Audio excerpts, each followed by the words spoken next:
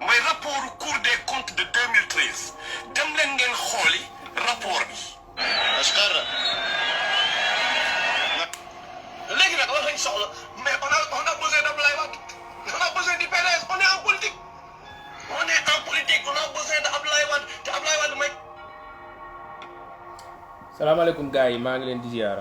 maa ngi ziar ñëpp di leen demandé ngeen partage vidéo bi ñu def benn waxtaan bu ndaw maa ngi ziar waa OCR nag c'est vrai que gëj naa live ci page bi man personnellement quoi parce que la dernière fois c'est avec un grand plaisir la rencontré Elsa Dimen mu yàgg live ci page bi ak Tanor Sankaris ñu doon def benn waxtaan bu ndaw quoi. Donc voilà, di leen demander juste ngeen partager vidéo bi comme ni ma ko waxee ba ñu waxtaan quoi vite fait voilà donc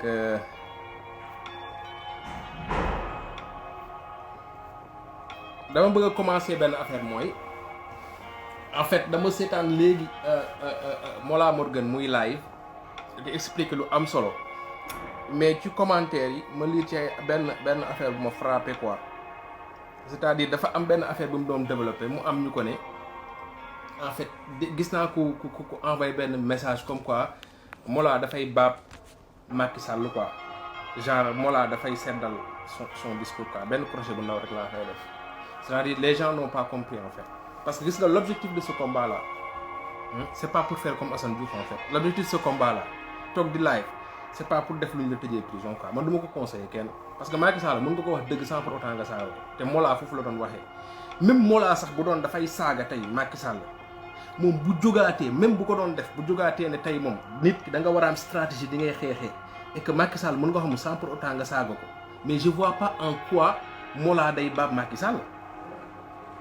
man mii di live nii muy Mollah keneen mën ngay live wax loo xamante ni xam nga ne lii waxuwul nga ñëw rectifier ko. Il est où le mal dans tout ça en fait? Vous voulez que les gens disent des choses qui vont le foutre en prison? Qu'ils fassent comme Assane Diouf? Mais non, man je pense que faut dañ leen di encourager parce que combat bi aussi dafa laaj intelligence sociale quoi dafa laaj xel quoi man du ma fi defal kenn luy tax Macky Sall di ma dóor wala may def leneen voilà man Macky Sall dinaa ko wax dëgg mais bu kenn xaar te je le conseille personne du kenn nag même ay Moussa Camara yeeg booy yi di def nii di saaga sëriñ ci kenn bu mu ko ci def bu ko kenn defal kenn. parce que ko fi def boo demee gars yi nañ la dóor ci jeel bi quoi waaw wala boo demee di nga ko jëflanteeg di nga ko jëflanteeg taalibe yi quoi parce que nit ki mën nga wax mën nga sax bañ a d'accord ak kilifa diine yi mais nga am noo leen ko waxee loolu la xel di jariñ quoi on n'est pas là pour def ay live pour aller xam nga waaye foofu moo laa waxee foofu noonu dëgg la Assane Diouf liñ koy wax mooy mën bu génnee li mu ko wax mooy dëgg bu génnee mën nay wax ak Macky Sall te du wax luy tax ñu tëj ko prison c'est-à-dire wax ji foofu la ne mais man loolu benn crochet la woon rek pour dire que Mollah foofu nga teg affaire bi foofu la quoi il faut pas que les gens te poussent à dire des choses qui suba mën na la kii Macky Sall mën nga ko wax dëgg maintenant nag ci dëgg ji nga ko wax bu la ci bëggee tëj foofu nag c'est autre chose mais saaga nii saaga ouvertement comme ça yenn saaga yu salte yi Macky cuuna la amul problème amul xam-xam dof la machin yooyu amul problème quoi tu peux le dire y a pas de souci xam nga Macky sàcc la Macky mais Macky damay nangamtaan sa kii mais non ça c'est pas de l'intelligence quoi loolu c'est autre chose maintenant ma ñëw ci ki nga xamante ni xëy na moom moo tax may live quoi dama ne woon du ma sori ci waxam quoi muy Mollah muy Makhtar le Kagolar waaw xam nga damay remercier d'abord Babacar Diop bi nga xamante ne nii tontu bi mu tontu Makhtar c'est-à-dire dafa tontul ñëpp waxuma sax dafa tontul Pastef la dafa tontul Ousmane Sonko mais en fait dafa tontu képp koo xamante ne nii vraiment waa ji mi ngi lay tànkal quoi di métti sa nopp yi quoi. léegi nag fi may commencer si Makhtar mooy li gën a tax ma laaj gi nga Makhtar xaw ma fan nga rootee fit wala fan nga yaakaaree ne yow booy wax yow ñi ngi lay déglu yow di am lu ñuy xalaat seen xel di tëf-tëfi yaa ngi nax sa bopp man ci booyu Sonko yi laa bokk man mii ngay ci booyu Sonko yi dégg naa la nga naan booyu Sonko yi xëy na buzz ngay wut xaw ma mais dañ la koy wax nga xam ko tey nag te lu mu ci ñëwaat gis nga booyu Sonko yooyu ngay wax ku mel ni man looy ñoddi laa la wax ñoo la ëpp fit ñoo la ëpp xam-xam loo yóotu ñun ñoo la ko ëpp waaw réseaux sociaux sax moo neex ñu lay tontu yow dof nga buy wax ci réseaux sociaux te gis nga Thierno Alassane Sall bi ngay waxal bi ngay xeexal bu dee am na xel bu dee li muy woote ci Sonko ci kaw mi ngi ci moom war na laa wax yow nga noppi li tax mu war la wax nga noppi mooy à chaque fois booy wax da nga naan Thierno wax na ma wax naa Thierno wax na ma te moom démentiru benn mooy li ma leen njëkk a wax pour mu leer mooy Thierno Alassane Sall moo Ousmane Sonko ay nawle lañ de mais du ñu naataango politique Ousmane am na xam-xam Thierno am na xam-xam Ousmane patriote la xëy na Thierno patriote la mais ci wàllu politique Ousmane romb na Thierno te bu fekkente ni stratégie wu tegu ci Ousmane pour tëbloo ay étape Thierno ngeen nekk yéen a ngi nax seen bopp parce que Ousmane da koo mbapat parce que nag bu ngeen génnee ci réseaux sociaux yi di wax ci turu Thierno te ñun gisuñ benn démenti parce que yow Matar doon n'importe qui loolu yàlla def na ko nit ñi xam nañ la donc ñun mënuñu def lu dul aussi li nga tax a jóg ngay wax ñun ñuy wax te Ousmane yónniwuñu Pastef yónniwuñu dañoo bokk ak yow réseaux sociaux yi di la xamal ne ñun ay booy Ousmane Sonko la loo bax ñu ngeer ko doo tus yow dof nga muy wax nit ñi xam nañ ne dof nga vaar bi nii booy bi la def nii xale bu ndaw la xam-xam la ci xam-xam la woo ci xam-xam la woo ngay yéeg di funkee nga toj di menacer fii mënoo menacer kenn gis nga combat Ousmane Sonko bi yow da nga tuuti c'est-à-dire yow da nga tuuti pour am loo ci yëngal c'est dommage sax ñu war a nekk fii dina tontu mais dama bëgg a xamal benn affaire lu Macky Sall mënul teg loxo yow tuuti nga pour teg ci sa loxo yow ak sa menaces yeeg yëpp la ñuy jël banque leen foo ko yaakaar c'est-à-dire dama bëgg nga comprendre que ne ngeen baal ma gars yi ñun faale wuñu la tontu bii la booy bi Babacar Diop tontu nii boobu lañ lay may vaar la ci say waxu démb lañ la tontoo say waxu tey pour te dire que Pastef bi ngay waxal xam-xam la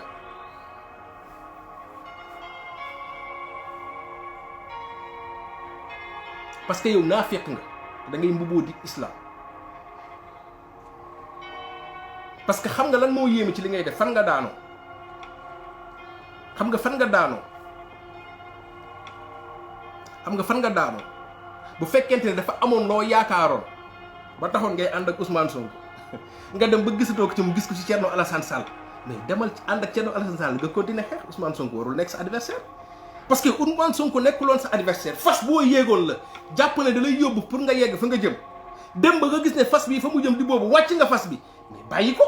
jël nga weneen fas mais continuer sa combat c'est avec Macky Sall Ousmane Sonko ci logique parce que ñëpp mënuñu ànd ak Ousmane Sonko ci combat bi muy mëne nii dina am ñu bàyyi dama bëgg ngeen comprendre que ne Pastef 50 de personnes ñoom ñoo ko tënk 7 moo ci des maanaam même ci ñi ànd ak tey Ousmane Sonko dina am ñu bàyyi pour plusieurs raisons xëy na man xëy na keneen mais xam nga lan mooy gàcce nga ëppoon làmb ñëpp parce que gis nga sénégalais yi kenn moomu leen ay borom xel lañ dañuy déglu moo tax ku si yaakaar ne am nga benn maqaama ci réseaux sociaux yi wala yow yaa moom public wala yaa moom gaay di nga yàgg di def yëfu dof yi Mokhtar Le Kakula di def mooy da nga yaakaar ne yow yaa moom nit ñi wala des fois nga gis ñi di la suivre di la topp nga yaakaar ne yow dafa am benn maqaama bu la yàlla may ba nit ñi di la topp wala nga yaakaar ne yow da nga nekk benn Macky Sall bu ndaw ci réseaux sociaux yi wala nga yaakaar ne yow dafa am benn kattan boo am te bu fekkee Thierno dafa yaakaar ne yow dafa am loo mën ci réseaux sociaux yi ba tax mu bàyyi la nga koy wax ci réseaux sociaux yi mi ngi nax ci boppam na dem ba pat amuñu benn problème ak Thierno même Thierno bu bëggoon am ak ñun problème amuñu problème ak moom parce que bokkuñu du foofu quoi parce que yoonam du Thierno xam nga lu ñu mën a def ak moom pour ñu comprendre du suñu ennemi Thierno ànd ak moom xeex ci opposition bi rek la moo ñu mën a boole wala xala ëllëg bu ñu joxee réew mi ñu ànd ak moom liggéey réew bi kese mais Thierno mënul nekk suñu problème Thierno mënuñu yàgg mënuñu teree yegg fa ñu jëm donte li ñuy ñaan ñun sénégalais képp koo xam doomu Sénégal ak am nga ay valeur ñu ànd ak yow liggéey mais dégg naa la nga naan wax leen Ousmane Sonko lan moo tax Thierno àndut ak moom yéen da ngeen yaakaar ni c'est parce que ñun ñu ngi leen di tontu ci réseaux sociaux yi may wax nga naan Ousmane Sonko mi ngi lay dëgg yow nga yaakaar Ousmane Sonko am na temps déglu la yaa ngi nax sa bopp loolu mooy sa problème parce que génne nga fi benn ñaari album rap nga fi nit ñi déglu la moo tax am nga sens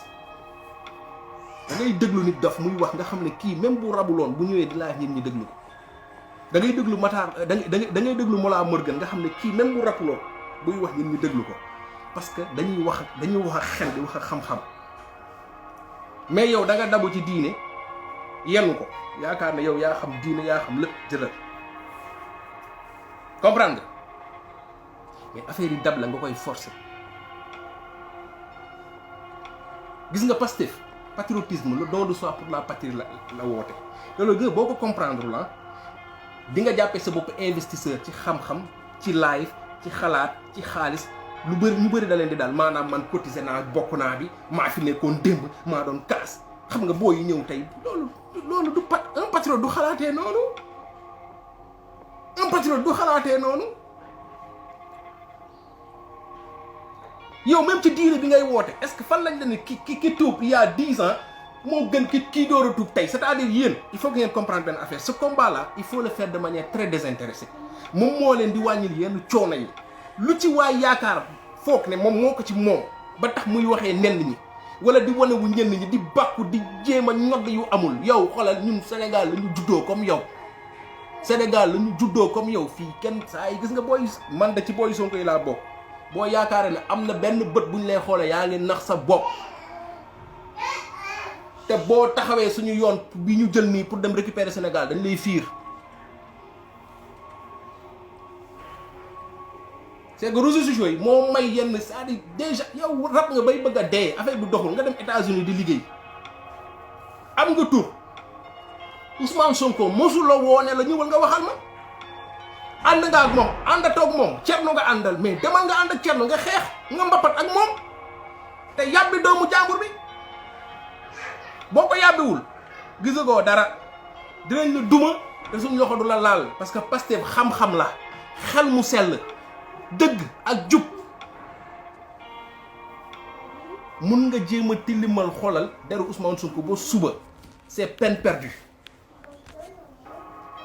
parce que lu nguuru Macky Sall mënul def yow da nga ci tuuti pour def ko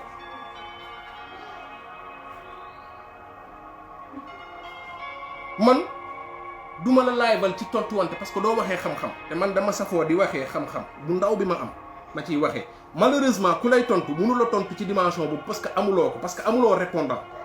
bu doon da ngay waxee xam-xam nit ñi tontu la ci xam-xam donc dañ lay tontu ci say waxu dof moom la Babacar Diop bii def macha allah say waxu dof la tibb tontu la ci ngay onku di rey sa bopp gisagoo dara gis nga jàngoro ji dal waa APR ak yooyu moo la commencé dal parce que Ousmane Sonko boo buggee xeex ak moom da ngay defar sa xol bi dëgëral sa xel bi commencé goo di onk bu yeboo nga teel la bàyyi xeex bi bu dee da ngay jàppale Thierno Alassane Sall nag nga ànd ak moom nga jàppale ko man maa ngi say audio yoo xam da ngaa jàpp Ousmane Sonko di ko saaga yu saf-saf man gisuma lu Ousmane Sonko def ci àddina ba nga koy saaga ci ay audio du ma teg audio yi parce que man du ma def loolu ñi ma ko jox sa naa leen du ma ko teg man mii woo nga ma jël 30 minutes di wax say waxu dof et stratégie bi nga jël ndeysaan loolu moo lay ne amoo xel yow da nga yaakaar ne li la dugaloon ci jàppale Ousmane Sonko moo si dugal ñëpp yow dama jàpp ne ma riirandoo moo la dugaloon ci njàpp Ousmane Sonko gis nga boo yaakaar ne mën nga récupérer élément wu Pastef ci say waxu dof yaa ngi nax sa bopp parce que Pastef c'est-à-dire gis nga un patriote dëgg moo tax chaque jour ma koy wax moo tax ma jour ma koy wax li tax ñu naan Pastef amul tànk ginnaaw tànk kanam la am Pastef ku ciy militant tu es convaincu Pastef ku ciy militant parce que da nga yëg sa xol que ne waa ji la Pastef ku ciy militant lu dëggu la ci yow du caaxaan moo la ciy jëlee moo tax c'est peine perdue moo tax gis nga ñi nga xamante ne ni les opposants yi nga xamante ils ont fait le choix de faire plus que Ousmane Sonko maanaam de se radicaliser pour maanaam jàpp ne Ousmane Sonko ni mu commencé nii di waxtaan ak système bi am na ñoo xamante ne nii bëgguñu Ousmane Sonko boobu ñoom dañu bëgg Ousmane Sonko bu teng bi dañuy bàyyi ñu ñëw récupérer leen jël leen ba xam nag fan ngeen di mujjee ak ñooñu parce que dafa am nit ñoo xamante ne nii ñoom li ñu bëgg seen gàmmu kenn mënu koo jàng am na ñoo xam dañu bëgg Ousmane Sonko nekk ci benn affaire boo xamante ne nii waaye match boo gis am na mi-temps am na pause am na prolongation am na stratégie am na xel Ousmane Sonko mënu leen wax ba ñu jël ko ñun ak lu ñu bëri ñu yenn ko sànni ko biir palais mu nekk président léegi li ñu bëgg a dugal suñu bopp mooy tey Ousmane Sonko bu dem di waxtaan ak Khalifa Sall wàcc na àndam nekkatul Ousmane Sonko ba ñu xamoon nekkatul Ousmane Sonko bi doon xeex dëgg moom laa lay wax rek mooy dof yi dugg ci combat bi tàmm di wax discours dof xamuñu gistuwuñu làcce wuñu parce que entre l'idéologie le discours ak benn stratégie politique c'est différent en fait xam fa nga jëm dafa am xam fa nga jëm mais ut yoon wala fay yóbbale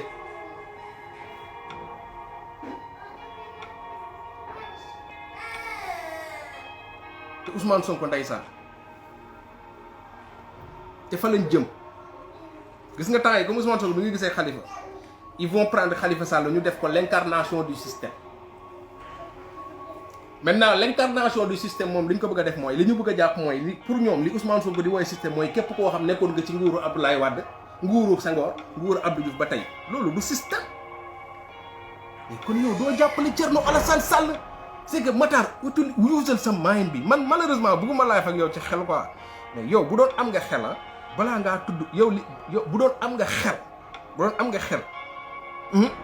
yow ku ne war a wax ku Ousmane Sonko waral ku warta wax ba mu des yow parce que yow Thierno Alassane Sall bi ngay àndal si te rappelle 2018 la génn ci nguur gi 2018 la génn ci nguur gi 2012 mook Macky Sall 2013 mook Macky Sall 2014 mook Macky Sall 2015 2016 yow ba ngay xeexal Sonko ba ñu dàq ko 2016 mi ngi ak Macky Sall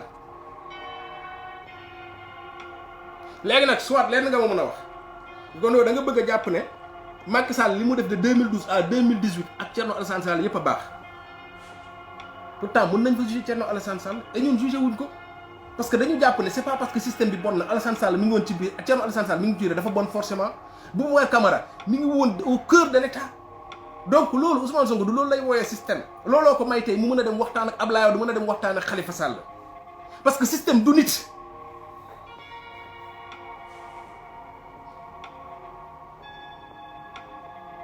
système Matar du nit système bu doon nit yow li nga gëm doo ànd ak Thierno Alassane Sall jàmbaar système ay jëfin la ba ci boo demee ba ci diine islam bi ngay mbubboo di ko yuuxoo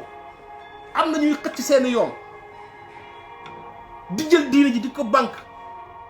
di ko jaarale fu ne di créer lu ne nekk ci ñu gis xeetu njaamu yàlla bu ne ci diine islam taxul yonent bi bon taxul mu am ay jullit ba tey taxul mu am ay Cheikh Ahmadou Bamba ay El Hadji Malick ak ñeneen gis nga nit da ngay use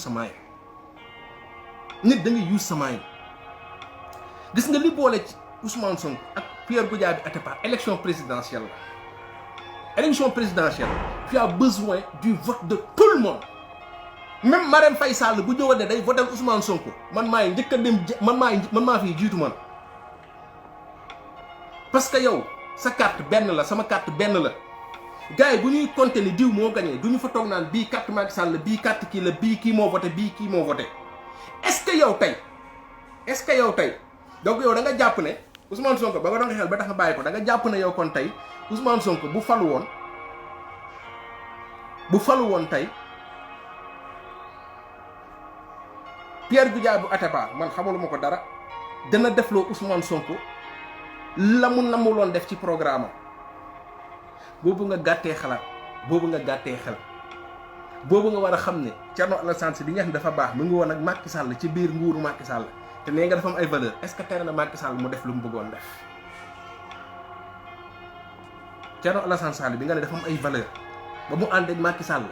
est-ce que tere na Macky Sall def la mu bëggoon def donc mais yow jàpp nga ne Ousmane Sonko comme ànd naag keneen ku muy mënti àndal sax bu demoon ba jël nguur gi kooku dana ko defloo moom lu mu bëggul def dama lay renvoyer en 2018 Ousmane Sonko wala 2018 wala 2019 Ousmane Sonko di ñëw Paris xam nga ko xam France xam ne diaspora bi nekk France d'habitude c'est des intellectuels parce que la plupart étudiants la ñu fi nekkoon bu demee noonu lu ma yéem keroog Ousmane Sonko ñoo jàkkaarloo ak ñoom ne leen dama leen koy wax tey walla ëllëg may falu ngeen leen xam ndeket mu mel ni da leen bett képp koo xamante ne nii danga may jàppale wala da ngay jàppale parce que pour di ci xaar poste bàyyi léegi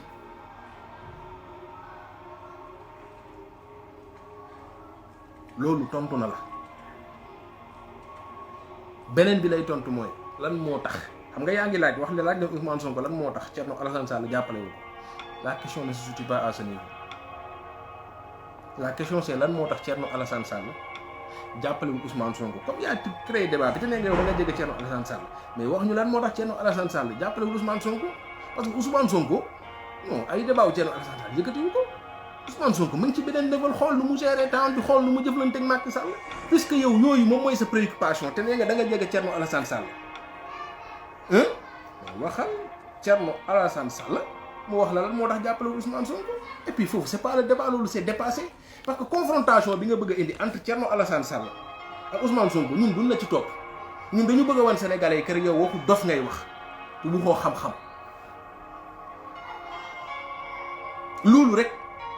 loolu rek moo tax ñu lay tontu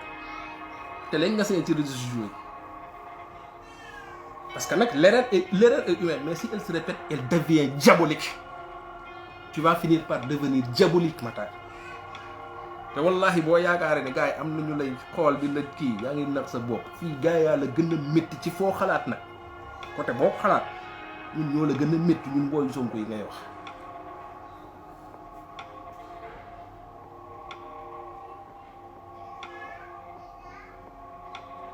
tu es victime de ton ignorance et de ton incohérence géré ko amoon nga gëstu wut xam-xam teyel Ousmane Sonko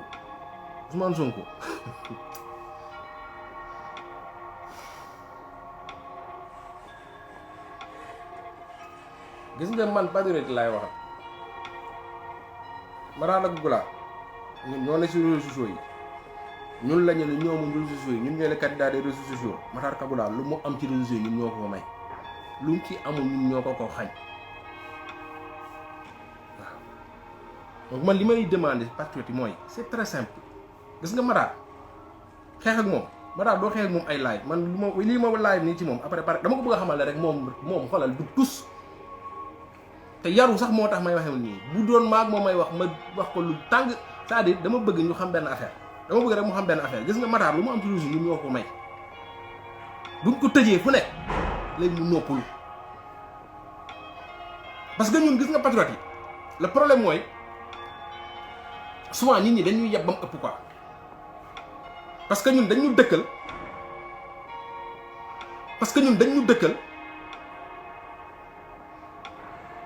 parce que ñun dañu dëkkal foo xamante ne nii mooy yéen ay saaga yéen ay nangam yéen ay def la mais boo xoolee en réalité ñun la ñu yëpp en fait parce que ñun dañoo yaatu trop ci réseaux sociaux yi ñun képp ku wax lu niroog suñu discours rek ndeysaan ñu jàppee la suñu bopp. gis nga li ñu jàppee Thierno Alassane Sall Matar Kagoula yow doo ko yàq Thierno nag bu ko bëggee yàq mu yàq ko de parce que amuñu kenn ku dul yàlla nen nga mais yow doo ko yàq ñun les patriotes on est victime ci suñu ba dafa am xaw ma naïveté laa koy laaj wala bëgg patriotisme rek bëgg combat bi rek ba képp ku am discours boo xamante ne nii jege na combat bi rek ñun dañ lay jàppee suñu bopp.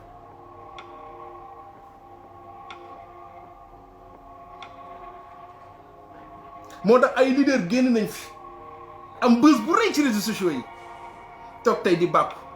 toog tey di saw suñu kaw yàlla xam na ne lu bari lu ñu am ci réseaux sociaux yi ñun ñoo leen ko may.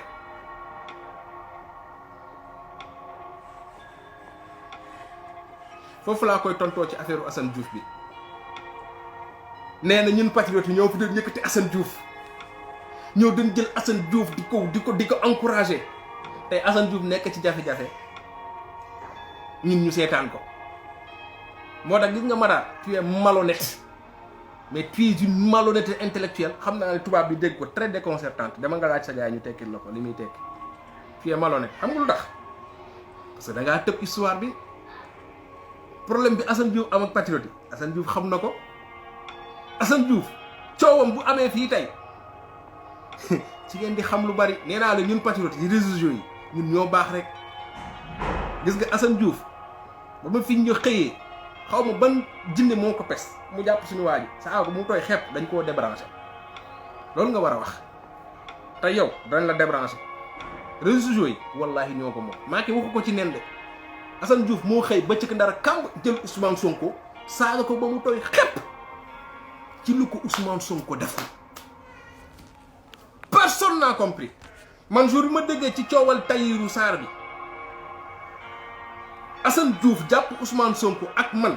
en connaissance de cause hein, je connais des patriotes yoo xamante ni ils ont man Assane Diouf xoolal saa li mu doon saaga ñi muy xeexee dara mosuma si neex mais je l'ai toujours protégé te man personnellement bi ñu jàppee Assane Diouf j'ai été un des premiers yu ci live ne Assane Diouf warul saaga de mais dans un état normal kenn du tëj un citoyen parce que dafa saaga le président de la république amatul ci benn démocratie amatul ci benn état de droit live boobu noonu mi ngi ci réseaux sociaux yi te pourtant bi may wax loolu boobu jàpp na Ousmane Sonko saaga yu tooy xepp mais par principe moo taxoon ma koy jàppale parce que principe moo tax ñuy ànd ak Ousmane Sonko parce que bëri na si ñun ñoo xamante ni bu ñuy ànd ak Ousmane Sonko c'est parce que aussi quelque part il a subi de l'injustice te injustice mënul nekk injustice Ousmane Sonko bañ a nekk injustice si Assane Diouf en réalité yenn patriotes yi dañ koo seetaan gëm naa ne sax am na si ñoom ñoo patriotes yoo xamante affaire bi naqari na leen trop mais Assane Diouf dafa tooñ patriotes yi moo tax ku fii cëlli ngay liiral ak koo mënti doon am yenn maqaamee ci réseaux sociaux yi ba yaakaar ne yow la yaa ngi nax sa bopp laalal suñu waa ji rek te yow Matar loolu nga jëlee laalal suñu waa ji rek dañ lay débranché dañ lay fay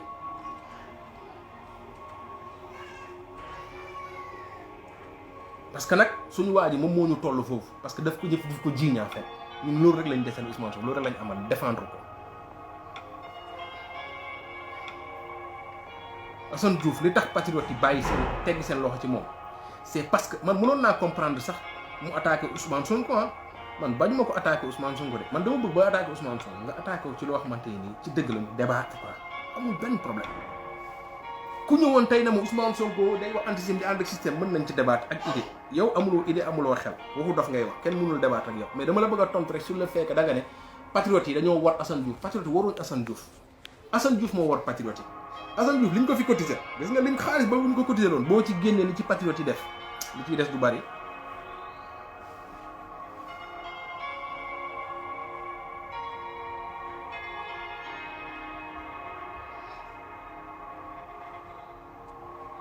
Assane Diouf patriote yi dañu solidaire ak moom mu trahir ñu Assane Diouf taxaw waat ne Ousmane Sonko du mos a nekk président de la république ñun mënuñu ñàkk nguur gi yoruñu nguur amuñu xaalis bu ñu campagne bëgg ñàkk fayda parce que nag ñun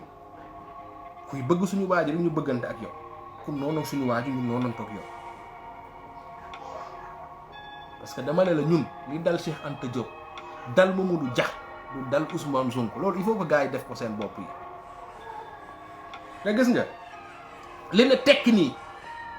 nga yaakaar ne patriote ay ragal lañ patriote duñ jóg Macky Sall moo la gën a xam ñoom ñooy patriote laaj leen Macky Sall en 2000 bi muy affaire 94 milliards bi muy yootal di jàpp bugg a jàpp Ousmane Sonko lan la ko ay renseignements généraux mu wax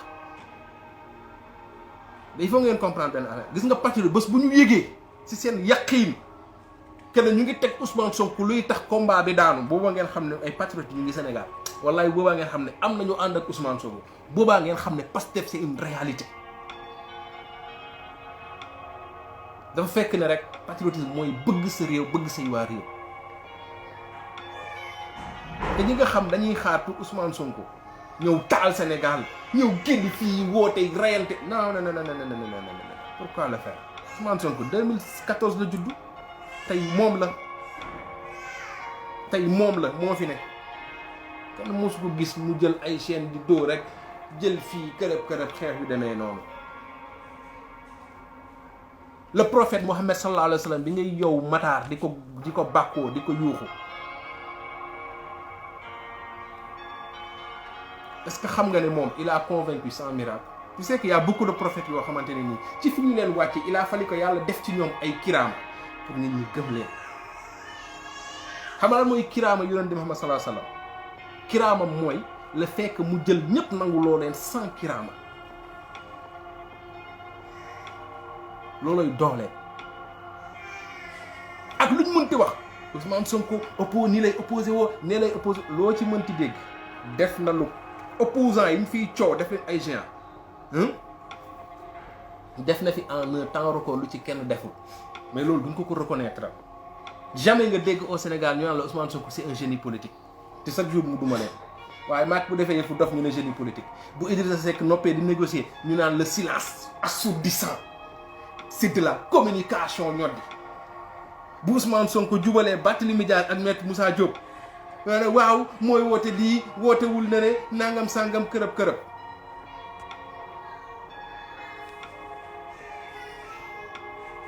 waaw Abdou Cissé bi bàyyi ma bolo gis naa ko muy coow rek xam nga Abdou Cissé moom gaa yu idi yi la quoi ñoom xam naa ne dafa mel ni affaire bi Macky Sall jox idi mu naan ñoom dañ cee mos quoi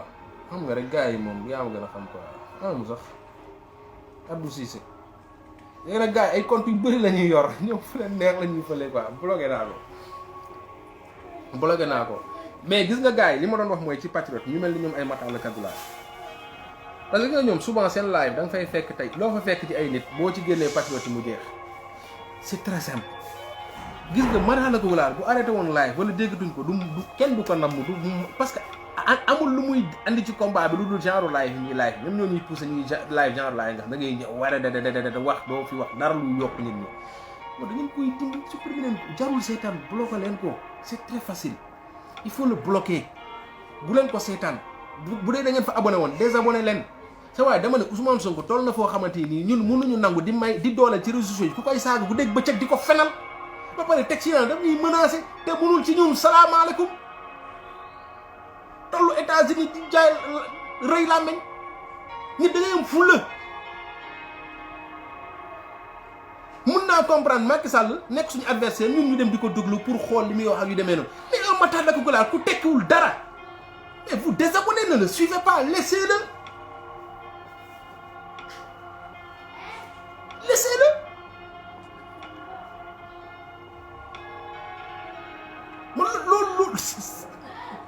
Parce que man bu ma paree fii dootuma ko déglu dootuma ko seetaan xanaa Babacar Diop vaaraat ko ma seetaan ko bu ko defee ma xaw a dindi stress tout si reetaan quoi mais du ma seetaan live am dootuma ko déglu te fu ma ko fekk dama koy désabonné dindi ko page bu ma nekk administrateur live am dugg fa dama koy dindi te loolu je lance un appel à tous les patriotes yaa ngi dégg bu fekkee ne day menacé nag na ñëw ci menace am yi mais nañu ko teggi bu ñu ko seetaan. waaye sa Issa dinaa jox Matar sa adresse waaye jox leen que sama numéro ak sama adresse ak lépp Matar du defee dara day sóob Matar dafa tuuti sax pour téye ñun ci combat bi xam nga gars yi dañuy xaw a siw nii di wax ñu leen déglu ñu bëgg a nekk ñu bëgg a jinne lu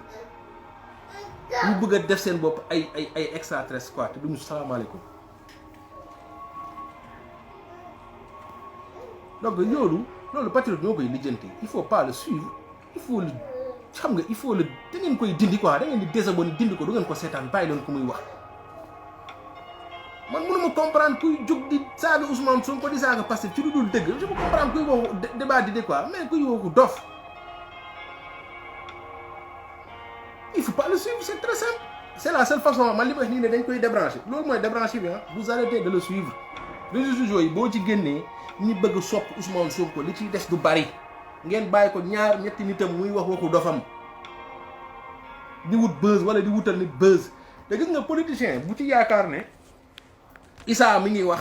ay ñii ñi ñu ngi koy seetaan bàyyil ma dem woo ko ci suuf waaye Issa bu ma live lii wala mu waxal ma damay am dara yaa ngi nax sa bopp Ousmane Sonko woowul benn liveur de liveur yi ñëw fekk fi Ousmane sama njaar yii kenn woowuñu Ousmane Sonko woowuñu fenn Ousmane Sonko moo mbapat ba liveur yi sentir le besoin dem liveal ko fii opposant bi fu bëgg am réseaux sociaux da ngay mbapat boo mbapatee ñun sax dañ lay liveal parce que ñun patriote soxoruñ et souvent loolu dañ ciy victime.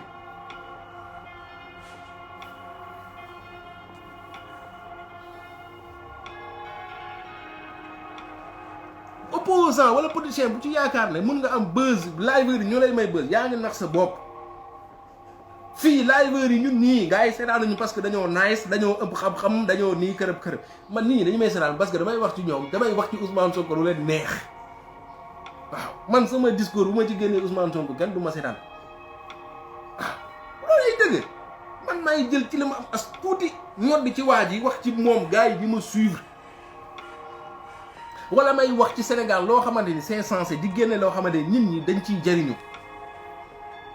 moo tax Thierno Alassane Sall man je te lance un appel Matar Lakoukoulade bi lay waxal wax ko mu noppi wala bu mu waxati sa tur parce que mu ngi lay wutal ay noon te mënu la indil ñaari nit nag chaque jour ngeen dégg ko sama xarit yi nee nañ ma sama nii ne ma sama Matar mënul nekk chef de quartier fa mu dëkk. Matar musul am lenn ci hip hop bu Sénégal musul représenter quoi que ce soit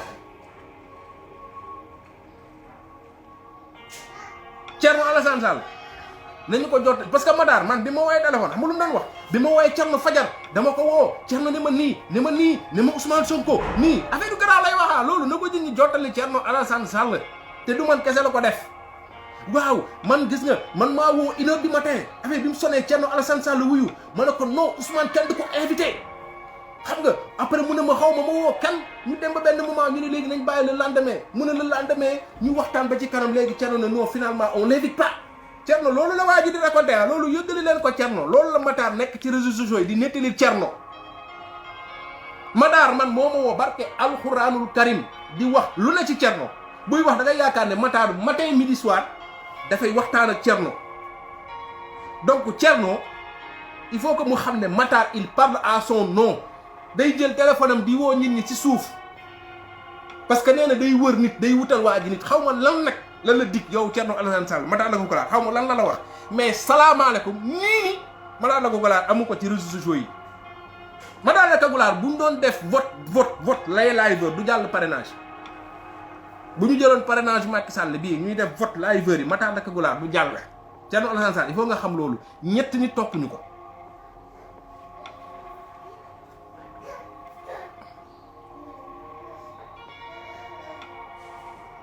donc Thierno sa waa ji defarul la dafay yàqal te ñi ànd ak Thierno Alassane Sall jàmbaar Ousmane Sonko du seen noon te yéen du ngeen suñuy noon suñuy allié rek ngeen mën a doon wala ñu seetaanante man nag lu Pastef di wax ak Ousmane Sonko di wax du dul wax ñoom la engagé man su ma amee yëg-yëg ak gis-gis ci Thierno Alassane Sall dama koy wax man la engagé.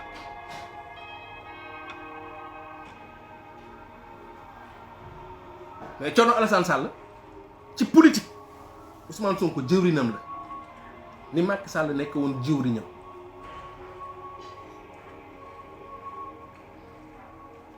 donc patriotes yi c'est très simple désabonnez-vous de ces gens-là ne les regardez pas bu leen seetaan seen live bu leen partager seen live parce que xool leen les pages là yi nga xamante ne en réalité Ousmane Sonko moo tax ñu créé page yi nga xam ay nit yu bare ci ne ay centaines de milliers de nit ñoo ci ne te sànq laa gis man am na page yoo xam maa ngi sànq laa gis ñu ne ma ñu wax benn leader bu mag ànd jàppale diw demande à rejoindre Sonko président xam nga loolu dafa yéeme quoi ànd jàppale diw maanaam man maay leader bu mag Sénégal ñu ne ànd jàppale Issa Diène demande à rejoindre le groupe Sonko président après ñoom ñooy demande rejoindre dugg suñu biir de pour am audience bu ñu toogee ci télé ak rajo yi naan ñu dañoo am ay terrain yow na sàcc lii yëpp yenn opposants yi boo leen ne qu'est-ce que tu penses de Ousmane Sonko sax ñu gis seen bët yi di tàkk seen gémmiñ ñi di fuur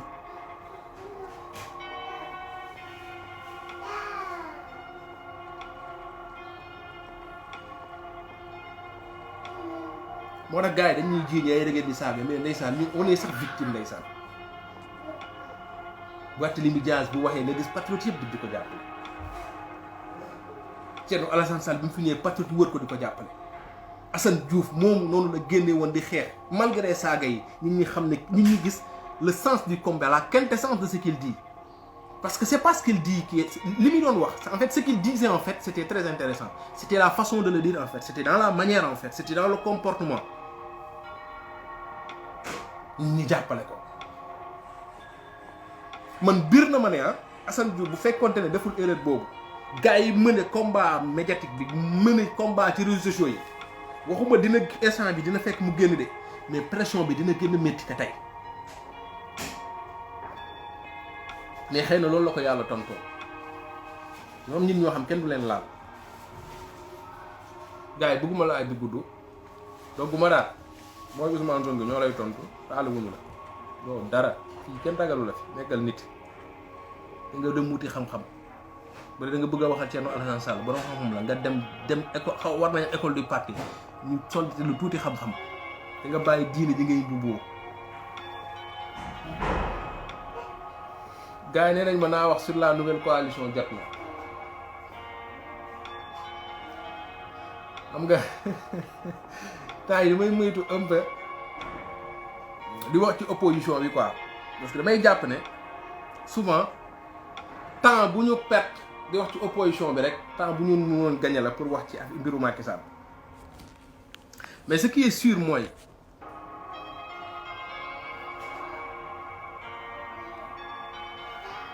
liy wàññi Ousmane Sonko gars yi dañuy bëgg a wax loo ci affaire yoo xam bu ma ci waxee xam nga rek gars yi may leen ma beneen live quoi yu ñëw ci coalition jot nañu quoi dama leen ko ñaan rek ngir yàlla waaw dama leen ko ñaan rek ngir yàlla quoi parce que temps yi nii c'est-à-dire le jeu politique Sénégal dafa jaxasoo dafa jax en fait instant dafa neex booy seetaan ba benn moment wax ci sax xam nga mun nga wax sax parce que dafa jax instant yi dafa jax trop waaw xam nga souvent nit ñi dañu yaakaar ni bu wax ji bëree lay jax mais instant yi wax ji bëriwul de mais instant yi affaire yaa ngi tàngi cër waaw gars yi wax ay génie politique nag kii génie la nañ leen dem rek lan ñu xam kan mooy génie politique nga judd 2014 2016 2018 2019 2020 nga nekk li nga nekk ñu naan ñee ñooy génie politique yow da ngay nii da ngay lele jàppee la benn waya nañ dem rek nga xam ne pikk du rey as lenn daal xam naa ko li ma ci mën a wax mooy Thierno Alassane Sall Mamadou Lamine Diallo ak Abdoul Mbaye dafa am loo xam dañ ko bokk ak Ousmane Sonko dañoo ay points de convergence yu bari mooy Ousmane c'est un opposant ñoom c'est des opposants muy benn ñaareel bi mooy dañu ne Ousmane Sonko c'est un opposant radical ñoom c'est des opposants radicaux muy ñaari ñu bokk ñett mooy ñu bokk benn profilu opposant mooy c'est des gens yoo xam dañ leen reconnaître que c'est des cadres am nañ xam-xam jàng nañ am nañ yenn niveau intellectuel yi loolu yëpp dañ ko bokk waaye foofu la ñuy commencé di séparer woon rek dafa am lu leen wutee mooy ñële ku ci nekk ñam nga nguur ku ci nekk di ministre kii premier ministre ñeneen ñi nekk nañ ministre Ousmane Sonko mosul yor portefeuille ministériel leneen lu leen wute ni xam nga mooy la kenn mosu si dem ci ñoom élection présidentielle Ousmane Sonko dem na élection présidentielle génn 3e leneen li leen wute ni mooy te lu leen tàggale mën na leen boolewaat su mooy bi ñu demee ba 2019 Sénégal yëpp ak àdduna yëpp dañu yaakaar ne Abdou Mbaye dina ànd ak Ousmane Sonko Thierno Mamadou Lamine Diallo dina ànd ak Ousmane Sonko Thierno Alassane dina ànd ak Ousmane Sonko Thierno Alassane Sall dafa abstenir dafa abstenir du dàppalewul kenn mais Mamadou Lamine Diallo ak Abdoul Mbaye dañu dem ànd ak Idrissa Seck Idrissa Seck amoon benn passé ñoom bu ñu xam ñu ànd ak moom tey am na lu yàlla wone am na situation bu am Ousmane Sonko xam boppam parce que su nga souvent Ousmane Sonko décision yi muy jël décision politique yi muy jël loolu courage la te courage boobu noonu ñun moom moo ñuy firnde ñun patriotique ne suñu waa ji ñu jàpp ni kooku la bu la nee su ma ñëwee dinaa kase lii su ma ñëwee dina ne lii gars yi def Sénégal dañ noo tàngale dinaa ko dindi da nga gëm ne dina ko dindi parce que courage politique boobu da koy jël courage politique bi mooy mu leer ko ni tey mënoon na naxante gars yi en 2019 coalition bi ñëw man biir na ma ne Ousmane Sonko am na lu mu doon def ci discours am coalition am day dijj dina am ñu bëri ñu ànd ak moom ci coalition bi mais il est resté sur les principes Ousmane Sonko am na nu mu doon melal discours am 2019 Thierno Bocoum moom lay ànd Abdoul Mbaye moom lay ànd Thierno Alassane Sall day dugg Mamadou Lamine Diallo ñeneen ak ñeneen dañuy dugg mais jiitalul bëgg nguur jiitalul gagner présidentiel il a un idéal boo xamante ni weesu la nekk président te chaque jour mu wax ko nee na nekk président c'est pas une fin en soi ci moom te bu ko waxee ñu gëm ko parce que ba ñu gàddoo Pastef ne ko jëlal dafa bañ ñu bàpp ko 2 jours mu jël ko ba mu demee 2019 war a bokk élection war a dem élection mu leer ko ne tey moom par rapport ak profil bi mu am na lu mu doon waxtaane leader yu bëri ñu ñoo ànd ak moom mu des ci ay principal ñu dem 2019 nekk président gars yi yaakaar ne defet la ci moom ma ne leen du defet ndam la parce que man gëm naa ne Ousmane Sonko bu nekkoon président ak situation bi àdduna bi nekk ak corona beeg yeneen ak yeneen ça va être très compliqué moo tax Ousmane Sonko bu ñu ko dégloo keroog Walfadjri mi ngi naan 10% laa jàpp ne liggéey la jàpp naa ne 90% yi ndimbalu yàlla la 90% la def ndimbalu yàlla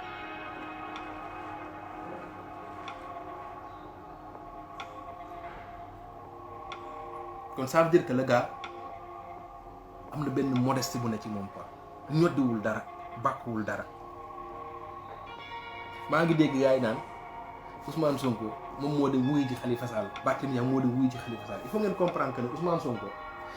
dama leen def rapport nga Ousmane Sonko gis nañ ko keroog mu génn julli yi il faut nit ñi comprendre benn affaire Ousmane Sonko c'est pas un politicien comme nit ñi ko yàgg di dégg Ousmane Sonko politique bi daf ci jiital digganteem ak yàlla dafa am ay valeurs yi mu ci jiital man bir na ma ne fekkeewu ma bu Ousmane Sonko di décider mais bir na ma ne ñemewu ma ci waat mais bir na ma ne Ousmane Sonko li gën a tax mu dem ci wuy ji Khalifa Sall ci woote bu wuy nañ ko mu nangu ko mais li tax mu déplacé parce que jàpp ne Khalifa Sall magam la parce que dafa am ay valeurs yoo xam Ousmane Sonko da ko jiital du mës a jël politique teg ko ci kawam te loolu mooy dooleem loolu la ko ñu mel ni man nawee te valeur yooyu noonu rek lañ koy laaj lañ koy ñaan mu téye ko respecté mag am diine am gëm-gëm am fulla am fayda loolu ñun dañu ko jàppe parce que loolu moo nekkul ci ay moromam c'est pas que Ousmane Sonko moom moo ëpp xam-xam gars yi wala moom moo leen gën a xam ne ñuy gérer Sénégal li Ousmane Sonko def gars yi xam nañ ko de c'est juste que moom la yàlla def ragal yàlla xam nga ragal yàlla dafa am Ousmane Sonko li ko may mu dugg 15 ans impôt et domaine génn ragal yàlla la xool digganteem ak borom la doylu yar te loolu bu kenn xalaat ne politique dina tax mu jaay ko man gëm naa ne Ousmane Sonko ñàkkul fayda ba dund ba am at yi mu at dugg ci politique am lu mu jaayanteeg boppam digganteem ak yàlla digganteem ak ay moromam ba am li mu am tey mu ñëw di dugg ci politique di ko jaay ku yaakaar ne loolu kuy xaar Ousmane Sonko mu jaay loolu pour nekk président mais yow bëgguloo sa Ousmane Sonko parce que Ousmane Sonko nag nit la nekk nit war a layoog yàlla nekk un père de famille comme tout le monde c'est-à-dire li mu ñu jaay mooy tu peux être un bon type et être un politicien être un président parce que le prophète sallallahu alayhi wa sallam l'a réussi te ci moom la ñuy roy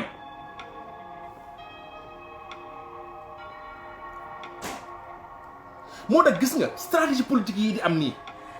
bu ngeen ko déggee dee leen ci tee parce que ñun ñoo jël Ousmane Sonko ne ko wóolu ko ne ko jiital ko mais dafa am ay patriotes yoo xam dañu bëgg Ousmane Sonko bu yeewoo ñu xool est-ce que mi ngay jàpp julli na ñaata rakk non dafa fay wala kii est-ce que day génn lu muy sol yëre bi kan la dajal nuyu la borom boutique bi non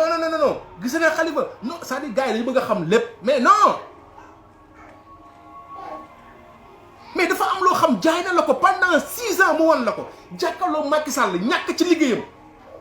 taxul mu bouger nekk ci benn constance nga gis ko mu leer ne kii waxuma la loolu noonu mais nga xool gannaawam kenn mënu ko takkal dara c'est-à-dire nit ki amatul yow lu mu lay en fait amatul c'est-à-dire kañ la ko ñi comprendre Ousmane Sonko nit ki amatul lu mu ñuy prouver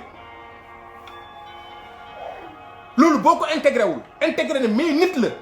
suba mën na def erreur ci stratégie politique am da ngay daanu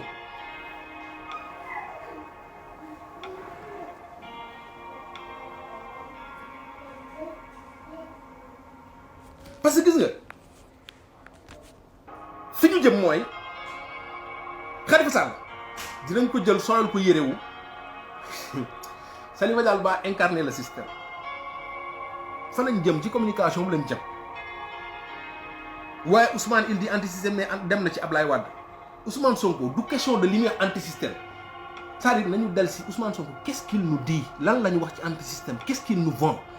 est-ce que Ousmane Sonko lim ñuy jaay est-ce que dem toog ak Khalifa Sall waxtaan ak moom est-ce que gàllankoor na le projet te fi ñu xam nga fu ñuy daanoo nit ñi dañuy fàtte ni c'est pas Ousmane Sonko c'est Pastef moo tax journalistes yi wax ci Pastef ak analystes yi il faut que ñuy gëstu di dem di xoolaat Pastef nan la juddoo nan lañ ko tënkee teg ko lan moo tax ñu jël Ousmane Sonko jiital ko ak Pastef ni muy doxee Pastef du parti boo xamante ni nii day sekk day dem di waxtaan ak Macky Sall non Pastef doxewul noonu c'est-à-dire ñun loolu mooy contrat bi nga xamante ni nii moom la ñu tënk ak Ousmane Sonko moo tax yenn situation yi bu amee may gis yenn patriotes yi di tiddi kii damay naan gis nga gars yi faites l'effort da ngeen gëstu ji seen waa ji faites l'effort ngeen xam Pastef nan la juddoo lan moo ko tënk lan mooy idéologie bi est-ce que xam ngeen ne pour bañ yii di am ne ñu yaakaar ne Ousmane Sonko day dem di négocier moo gars yi bi ñuy tënk Pastef ils avaient am nañu proposé woon à ce que ñu jël ñetti nit Pastef maanaam mu am benn tripartite bu ko digé maanaam ñetti nit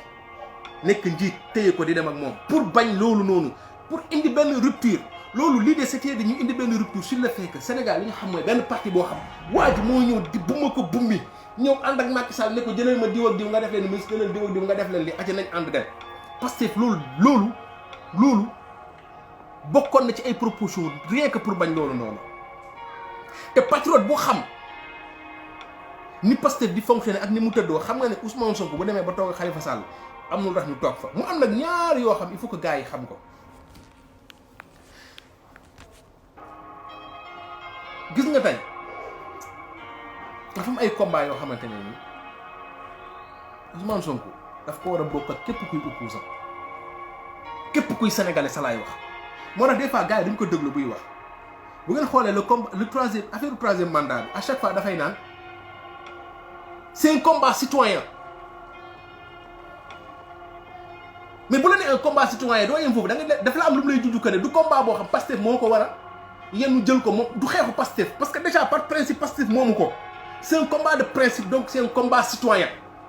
mais tey bu fekkente ne par exemple Ousmane Sonko dafa taxaw ne moom Pastef ñoom li ñu gëm mooy ñu respecter le calendrier républicain le calendrier électoral mais bon sang quoi de plus normal mu dem toog ak Abdoul Mbaye toog ak Khalifa Sall toog ak keneen nañu fexe xool nan nañu il faut ñu xeex pour que le calendrier républicain ñu respecté ko qu'est-ce que ça va ak Ousmane Sonko mu ne moom bu faloo nii lay falee DG président bi nii laa gisee président lii mooy sama modèle économique lii mooy sama programme qu'est-ce que ça va en fait nañu fexe ba Macky Sall ñu auditer fichier bi ana système anti système foofu noonu foofu du question de système anti système parce que système anti système gis-gis la foofu waxtaanuñu gis-gis foofu li ñuy waxtaane mooy les règles du jeu la ñuy waxtaane on parle pas de programme Ousmane Sonko bu demee élection présidentielle Abdoulaye nekk un ancien président yor benn appareil politique bu mel ni PDS Abdoulaye Wade woo ko ñu ne dem na gisee na ak anti système est-ce que dafa dem pour jël programme bi ne ko Abdoulaye Wade xoolal ma suñu programme bi pêche bi de xoolal ñu lii wala agriculture lii lañ ci wax wala ça demul pour loolu noonu dafa dem dafa fekk ñu nekk ci période de campagne électorale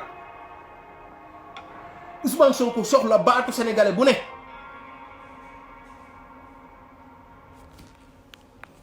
ana système anti système foofu noonu ana idéologie foofu noonu ana gis-gis foofu noonu est-ce que Ousmane Sonko dafa dem pour Abdoulaye nekkoon lii ngay xalaat ci lii bu ko def lii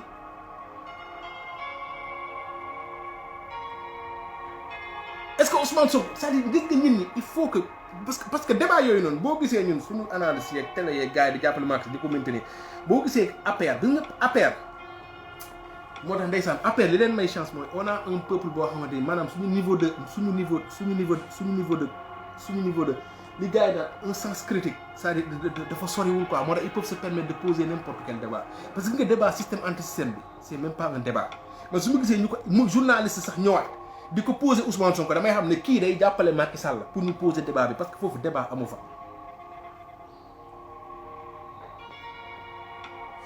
léegi Ousmane Sonko tey bu ñëwoon coaliser ak Khalifa Sall par exemple pour élection présidentielle yi pour élection locale yi ce qu'ils vont dire moom mooy ñëwaat mooy ok Ousmane Sonko cette fois-ci nag mu ngi coaliser pour la mairie de Dakar moo tax gars il faut ñu comprendre benn affaire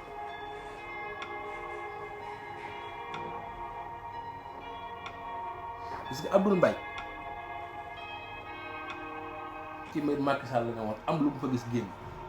Thierno Alassane Sall ci benn am lu mu fa gis génn Boubacar Camara liggéey na sax ak Karim Wade teewul dafa des ci ay principe doon liggéeyal état des ci ay principe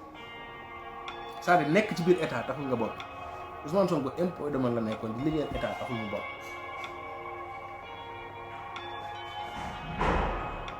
tey Ousmane Sonko il est clair que àdduna moom mënul ne ba neex c'est-à-dire Ousmane Sonko il est appelé à discuter avec les autres ak li mu radical loolu dindiwul dara ci radicalité loolu c'est le noonu la àdduna di doxee Ousmane Sonko mënul nekk un singleton nii di dox di wër di taxawaalu Ousmane Sonko il est appelé à discuter avec les gens sur quoi et comment xam nga lan moo am solo pour un patriote Ousmane Sonko ci lan lay discuter ci lan la d'accord fan la teg tànkam est-ce que wàcc na yoon bi mais bu ñu fexee ba nit ñi dugal suñu bopp ko ne gisee nit tax na Ousmane Sonko tegg yoonam yoon bi du loolu yoon bi du li ngay c'est-à-dire yoon bi c'est-à-dire gis-gis la gëm-gëm la loolu rek moom moo ñu ci mën a génne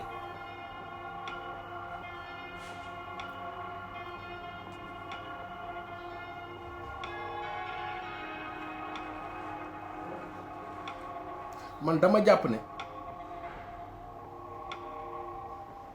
ak lu nit mën di wax mënul teggi ne Ousmane Sonko ak Khalifa am na lu ñu bokk mooy c'est des opposants ak Macky Sall jusqu'à preuve du contraire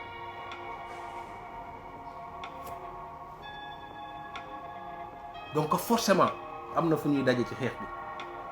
man li ma gëm mooy ñoom Abdoul Mbaye ak ñoom ñeneen ñeeg ñëpp am na lu ñu bokk Ousmane Sonko mooy c'est des opposants ak Macky Sall y a forcément fu ñuy bokkee ci xeex bi looloo indi woon FRN Front de résistance nationale pour ñu xeex ay combats yoo xamante c'est d'ordre c'est-à-dire en fait c'est des principes maanaam audit fichier électoral bi des choses comme ça looloo taxoon ñu bokk dialogue politique pour ñu xool fichier bi xool yeneen ak yeneen Ousmane Sonko il est appelé di jaxasoo politiciens yi parce que c'est un politicien comme eux et que sur certains points il est appelé à s'asseoir avec eux à discuter avec eux mais il discute pas de programme il discute pas du programme jot na il discute des mécanismes yi ñuy teg pour élection am des règles du jeu yi tax élection am bu élection yi amee nag kuy coaliser nga coaliser kuy nekk indi sa programme teg te li leen koy firndeel mooy tey Barthélémy Dias ànduloon ak Ousmane Sonko en 2019 tey ñu ngi ànd si ay yenn combat yi Barthélémy Dias il était libre de choisir même si